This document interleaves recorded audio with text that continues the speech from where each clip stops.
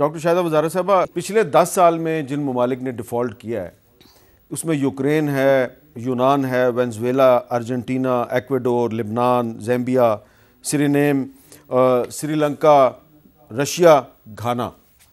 کیا ان سب نے I am F کی وجہ سے ڈیفالٹ کیا ہے؟ دیکھیے یہ تو ہر ایک کے بارے میں آپ کو اسٹڈی کرنا ہوگی. اب مثال کے طور پہ روس جو ہے، رشیا نے آئی ایم ایف کی وجہ سے تو ڈیفالٹ نہیں کیا. دیکھیے اب سری لنکا کا دیکھیے کہ سری لنکا کا مثال دی جاتی ہے کہ اس نے چائنا سے لونز لیے تو اس کا یہ ہو گیا.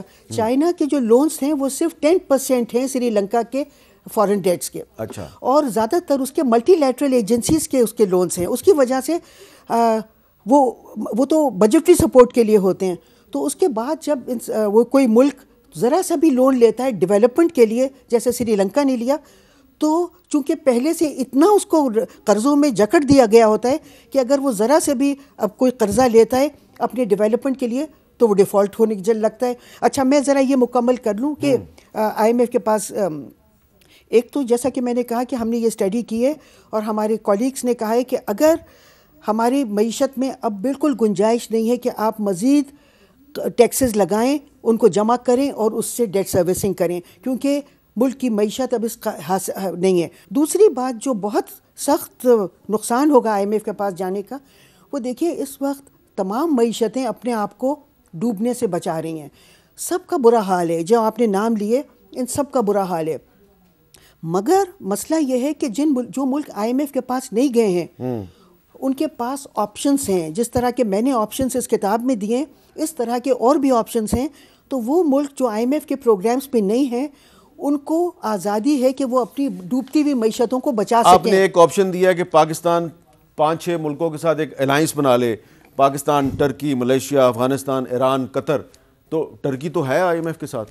جی ٹرکی کو ایکچولی ٹرکی ہے، مگر ٹرکی کی معیشت بہت خراب ہوئی ہے جب سے وہ آئی ایم ایف کے پاس گئی ہے. ارجنٹینا کا آپ دیکھیے، ارجنٹینا ایک بہت خوشحال ملک تھا. یہاں کے ایوریج جو پر کیپیٹا انکم تھی وہ $7,500 وغیرہ تھی.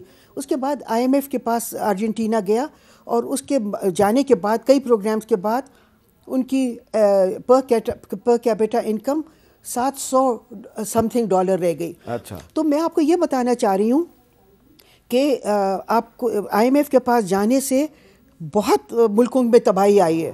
اور اگر آپ جائیں گے تو پھر ہمارے پاس جو آپشنس ہیں جو میں نے دیے ہیں یا جو اور آپشنس ہیں اپنی ڈوبتی ہوئی معیشتوں کو بچانے کے لیے، وہ آپشنس کلوز ہو جائیں گے. کیونکہ پھر یہ کہا جاتا ہے کہ آپ اب خود نہیں طے کر سکتے، اب آئی ایم ایف طے کرے گا.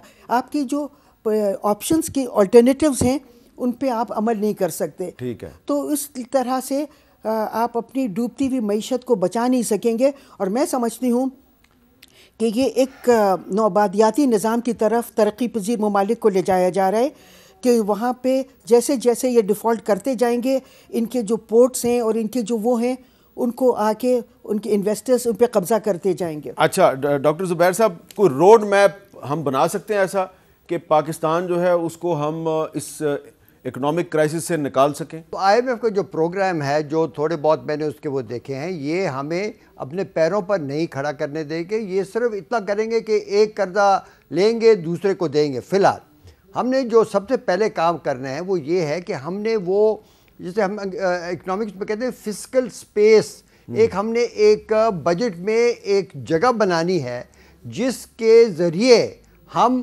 وہ ریفارمز لا سکیں جو ہماری کمپیٹیٹیونیس کو بہتر کرے، جو غلط ٹیکس لگے ہوئے ہیں جو اس معیشت کو جن کا گلا دبا رہی ہے وہ ختم کر سکیں. اور ہم پھر ایک ایسے انسینٹیو سٹرکچر لے آئیں کہ ہماری انڈسٹریلائزیشن اور ایکسپورٹ اورینٹڈ وہ شروع ہو. فسکل سپیس کریٹ کرنے کے لیے سب سے پہلے جو لازمی چیز ہے کہ ہم نے اپنی مانیٹری پالیسی کو ڈائریکٹ مانیٹری کنٹرولز میں لانا ہے. جس چیز کی سمجھ نہیں ہے یہاں پر پاکستان میں کسی کو، یہ اس کو انڈائریکٹ کنٹرولز میں لانے کے لیے ریفارمز میں بھی میں نے شروع میں کام کیا تھا جب ڈاکٹر یعقوب گورنر تھے.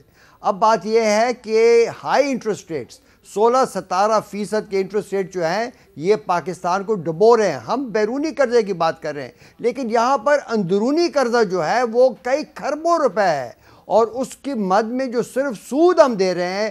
حامد آپ نہیں مانیں گے کہ اس بجٹ میں 5.2 خرب روپے ہوگا. 5,200 ارب. یہ ہماری تمام ٹیکس کلیکشن کی کوئی 80% پیسے جو ہیں وہ کمرشل بینکس کو جا رہے ہیں. ہم نے ڈائریکٹ مانیٹری کنٹرول کے ذریعے فائنینشیل ریپریشن اس کو کہتے ہیں, انٹرسٹ ریٹس کو زبردستی نیچے لا کر ہم نے اتنی سیونگ کریٹ کرنی ہے کہ ہم نے سب سے پہلے بجٹ کا خسارہ ختم کرنا ہے, اس کو کم کرنا ہے, 2-3% پر لانا ہے, اور اس کے ذریعے اور ہم نے ٹیکسز کو جسے کہتے ہیں نا ری-اسٹرکچر کرنا ہے, جو معیشت کو چلنے دینا ہے. اور تو پہلے تو ہم نے یہ طریقہ کہا. اور ایک اور چیز ساتھ ہی ہم نے, میں نے کہا انرجی کے بغیر تو کوئی چیز نہیں چلتی. آئی پی پیز کے ساتھ جو ایگریمنٹس ہیں وہ سب ریویو ہونے چاہیے. جب تک ہم نے ان کے ساتھ مل کر بیٹھ کر ری نیگوشیٹ نہیں کیا تو پاکستان بالکل آپ سمجھے کہ ہم we are mortgage for life, سمجھے نا. تو یہ لازمی کرنا ہوگا, اس میں کسی کے ساتھ دشمنی نہیں ہے. یہاں پر یہ ایسے ان کو ہم نے مراد دیے ہیں کہ یہ اس گائے کو مار رہے ہیں جس کا دودھ یہ لینا پینا. یہ بڑی اہم بات آپ نے کی ہے.